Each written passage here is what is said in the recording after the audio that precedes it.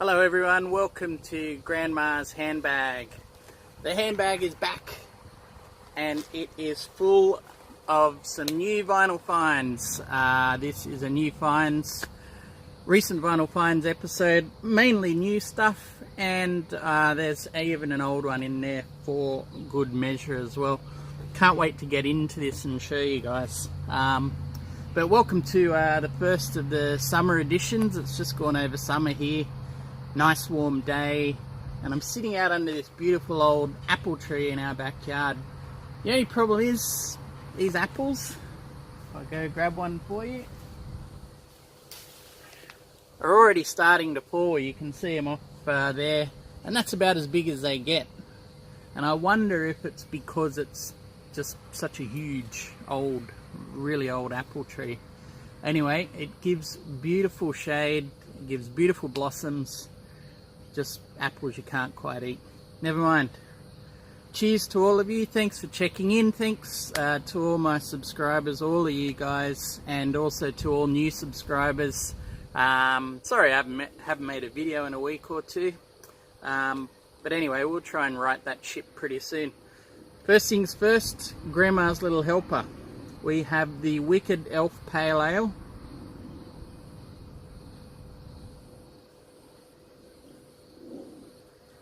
And this is some lovely stuff. Australian craft brewery, not too far from where Andrew Ballina or Andrew Ballina is. I suppose a few hours away is not too far, is it? Not in Australia anyway. Pale ale, 5.4%, nice biscuity malt. A little bit fruity, but not too much so, not too overbearing. And actually it's so good. I'll have another one to fuel me up for this episode. Alright, let's get into the bag. First one off the rank. Slowdive, self-titled from this year. Now I've been a bit slow off the rank. I'm not going to use a pun there, it'd be awful anyway, but very slow off the rank in picking this one up. I've had it for a couple of months and just been giving it a listen to try and get a feel for it. And look, it's a good album. It's a really, I mean, one I never thought I'd see, and I'm so glad they're back. And look, it's an evolution of the sound. It's a little bit of a continuation. If you're wondering what the sound is, it's shoegaze, but I would say on this one they've gone more towards the dream pop end, so lightened it up a little bit, not so much, not so heavy on the distortion, the guitars, the phasing and things. Kept it on a dream poppier end. The tempos are surprisingly upbeat on quite a lot of them, and it's a great addition to their canon. And you know, fans would have been right to be skeptical on this, coming, what was it now, 22 years after their last album. But I think it's a worthy addition. And you know, it's a brave band that goes and calls their album self-titled, because I think the idea with a self-titled album is often that that's your definitive statement. You know, the name of this album is the name of this band, is what we do, it's who we are. And if that's who Slowdive is, certainly in 2017, then I'm pretty happy that that's who they are. Good stuff. Yeah. Next one is the only in the wild find I picked up. I'm very happy to pick it up as well. Finally, Paul McCartney's self-titled 1970. What an interesting album that is. This is the Australian press at Gatefold there. I love the intimacy of some of these photos. I mean, mind you, there's a bit of ham involved in there as well, but you know, it's clearly made of a couple who are hunkering down and you know, solidifying their relationship away from prying eyes, and just trying to work out what the next step is going to be. Apple label, lovely stuff. Condition wise, look, it's probably not too bad. I don't know, about a VG plus, and it was about 15 Australian dollars. So all things considered, really not too unhappy. The music, believe it or not, when I picked this up about a month ago, it's the first time I'd heard the album in full. Yeah, I know, I'm amazed as well. But anyway, very, very interesting stuff, and there's a lot of merit in there. I guess there's going to be big fans of this album. Some people might go for the more polished efforts that you'll hear later on Wings albums, but I really love that kind of, I don't know, I wouldn't call it a band style thing, but you know, getting back to your basics, getting in a home studio, you know, tinkering away and getting a few songs out there.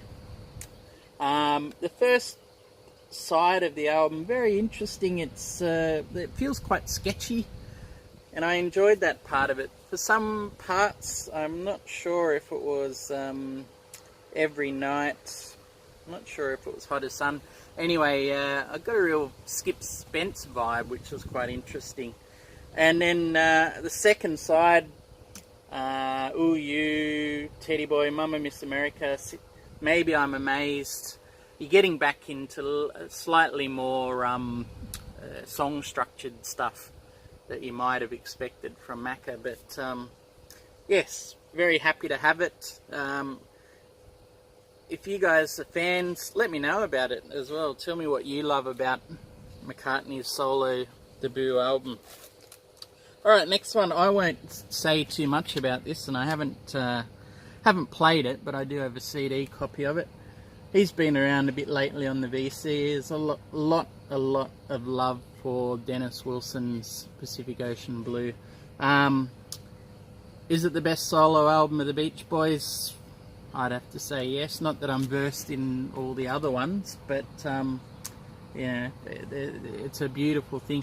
And I'll reserve my words for a little bit later, because I do want to pair this album off with another one and just see if we can get a slightly different viewpoint, because a few people have done some fantastic views on Dennis Wilson, and they're not really springing to mind at the moment. I'm really sorry, guys.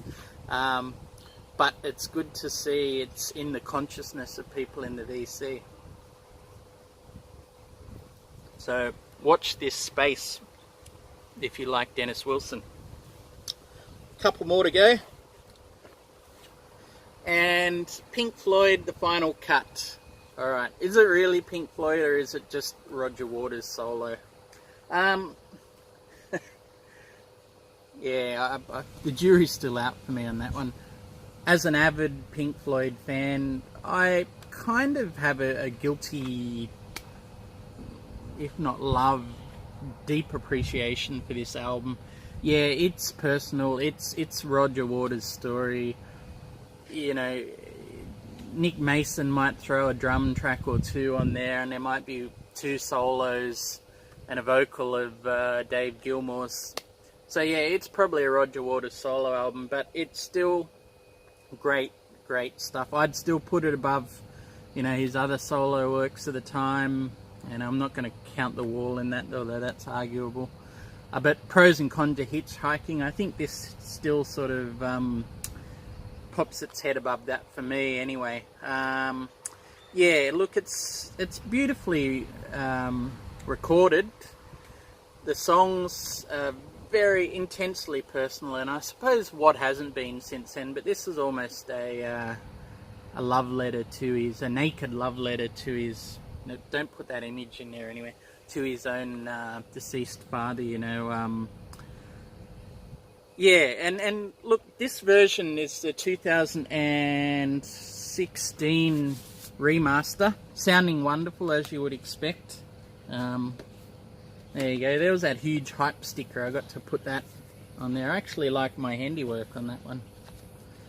But yeah, this one is interesting for me because, if you can see on there, they have included When the Tigers Broke Free, which originally came out as a non-album single, I think, in '83 for the Wall movie with Bob Geldof. And that is a really tough listen, When the Tigers Broke Free. fairly new track to me. I heard it, I think, 10 or 15 years ago, but haven't really given a lot of thought. And yeah, it's basically a historical reconstruction of his father's death at the hands of generals of war. So yeah, besides all of that, I still really do not mind that album at all, and it probably wouldn't be my worst Pink Floyd album. Alright, last one. John Cale, Fragments of a Rainy Season. So this is a double record, double LP, 20 songs, and you've got that on, oops, damn download card, on 2 LPs, and this is a fantastic live set from John Cale. Now, I don't think it was exactly in one night, but it sort of feels like it. It's all of a piece. John Cale, absolutely solo, a little bit of guitar, mostly piano, and some great songs of his career. If I read some of these now, the first side, not as familiar with, but I have had this album before. Songs like Do Not Go Gentle Into That Good Night, so a Dylan Thomas, I'm pretty sure it was Dylan Thomas. Anyway, it would make sense as a fellow Welshman. Buffalo Ballet, which is an absolutely gorgeous song, and then side B, we start heading into familiar territory for me. Child's Christmas in Wales, Darling I Need You, Guts, Ship of Fools, Leaving It Up to You. Side C, You're Just Coming Home So Strong, Cable Hogue, Chinese Envoy, Fear is a Man's Best Friend, His Own Heartbreak Hotel comes up there.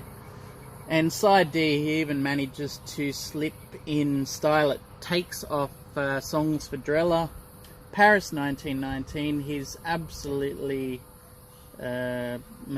monumental song, I Keep a Close Watch, Thoughtless Kind, which I'm pretty sure comes off Music for a New Society, and he finishes up with Hallelujah.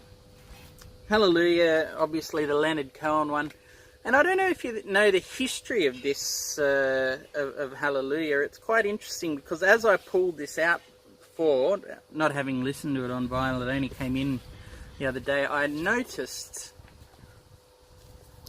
there's a section here for Revisionist History, Hallelujah, by Malcolm Gladwell. And he did a podcast where I heard this recently, and Malcolm Gladwell basically is a writer. I think he's got West Indian and English or Canadian sort of heritage in there. Anyway, very interesting writer, and he looked at, genius versus perseverance in songwriting, and his version of perseverance for songwriting was Leonard Cohen's Hallelujah, and what he basically said was that this was a song that took Leonard Cohen 10 years more or less to write. If I can find a link, I'll try and put it down below. It's worth listening to this podcast.